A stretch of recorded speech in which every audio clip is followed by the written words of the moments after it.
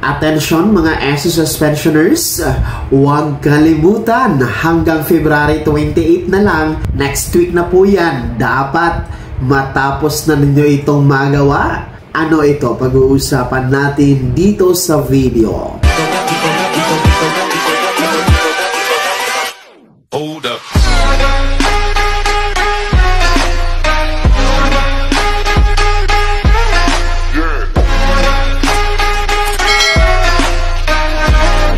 Hello mga ka-vlogs! Welcome dito sa aking YouTube channel. Magandang araw po sa lahat ng mga manonood. Saan po kayong dako sa mundo? Kumusta mga ka-vlogs? Ayan mga SSS pensioners ha! Huwag kalimutan hanggang February 28 na lang po ito dapat magawa nyo. Mamaya-maya pag-uusapan natin, pero bago ang lahat, kung bago ka pa lang dito sa aking YouTube channel o di kaya hindi ka pa nakasubscribe, abay click nyo muna ang ating subscribe button na nasa baba. Huwag nyong kalimutan na pindutin ang notification bell. Ilagay nyo po sa all para naman updated ka sa lahat ng mga videos na aking i-upload.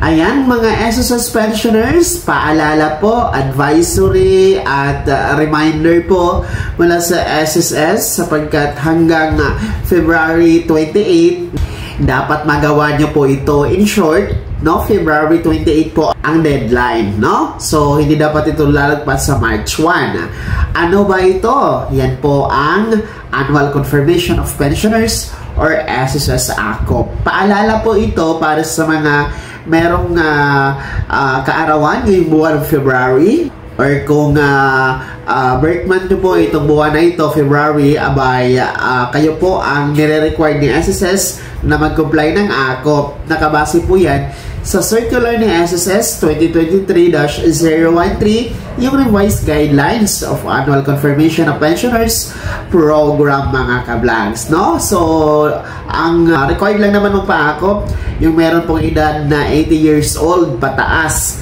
no? So, 80 years old pataas only, ibig sabihin yung wala pang 80 pataas ang edad, hindi po kayo kasama sa nire-required na magpa-ACOP. So, habang mas maaga pa, no, dahil February 17 pa naman tayo ngayon, no, malaki pa ang chance ninyo na makapag-comply. Maraming araw pa po ang natitira bago ang February 28. Basta tandaan ninyo, pagdating ng February 28, yan po ang deadline. So, mas mabuti na ngayon pa lang, mas maaga, wala pang February 28, ay nagawa nyo na ito ang ACOP compliance, ha?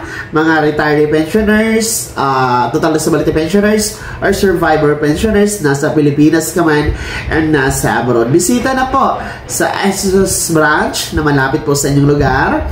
Pwede din po tayo video conference or sa mga selected banks po na dinideklara ni SSS, pwede kayo mag-comply ng ACOP. So, para hindi maputol ang inyong pensyon at may matatanggap kayo ngayong Marso or Abril na buwan, no? May matatanggap kayo na pensyon, no? Para hindi maputol, i-comply nyo po ang inyong SSS ACOP. Napakahalaga ng advisory na ito, no? Marami sa inyo ang nagsasabi pa, ulit-ulit tayo, no? Pabalik-balik tayong nagpapaalala, no? At alam nyo na itong pag-comply ng ACOP, pero marami po talaga sa mga pensionado natin ang kailangan talaga paalalahanan. Kailangan talaga bigyan ng paalala from time to time dahil alam nyo naman, no, marami sa ating mga pensionado may edad na, nakakalimot na, and of course, hindi lang naman po pensyon, hindi lang naman po SSS ACOP ang iniisip po ninyo,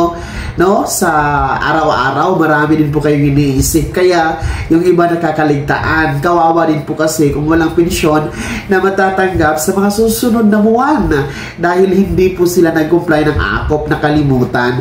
Kaya po, ang purpose talaga natin dito, tulungan kayo mga SSS pensionado na maalala po ang mga importanteng kaganapan, importanteng mga bagay na dapat ninyo gawin no, sa pagiging SSS pensioners. Kabilang na po itong pagpapaakop. Napakahalaga ito para tuloy-tuloy ang pagtanggap ng buwan ng pensyon kay SSS. Kaya wag po kayo magalit, no? May mga nagagalit kasi napaulit-ulit tayo. So, kung alam nyo na, no, well, good for you, no? Mabuti po para sa inyo. Pero ang atin po mga advisory ay nanggaling po ito sa SSS. Base po sa kanilang official Facebook page. And tayo po ay nagagalak na ipaalala din po sa inyo para po sa inyong kapakanan mga pensionado.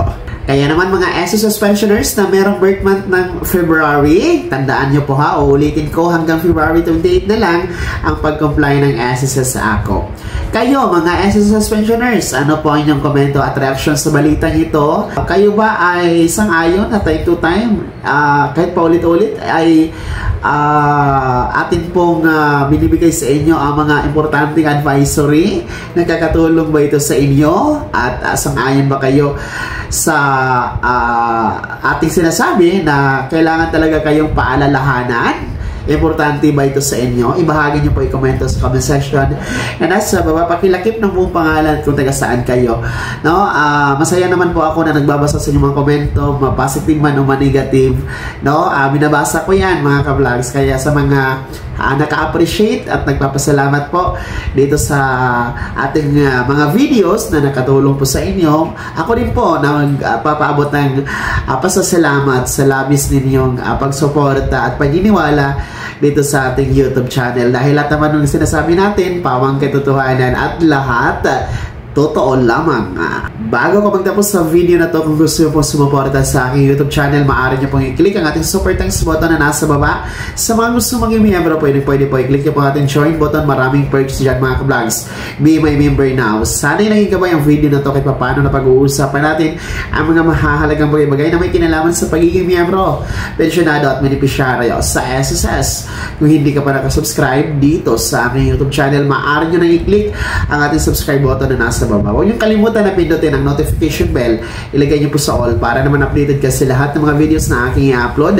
Maaari niyo din i-like ang video na to. At kung meron ka pa mga katanungan, maaari niyo i-komento sa comment section na nasa baba. Paki-follow na din po ang aking official Facebook page na nasa screen niyo. Muli po ako si Daniel Timpawa na nagsasabing dito sa aking YouTube channel, pawang katotohanan at lahat totoo lamang.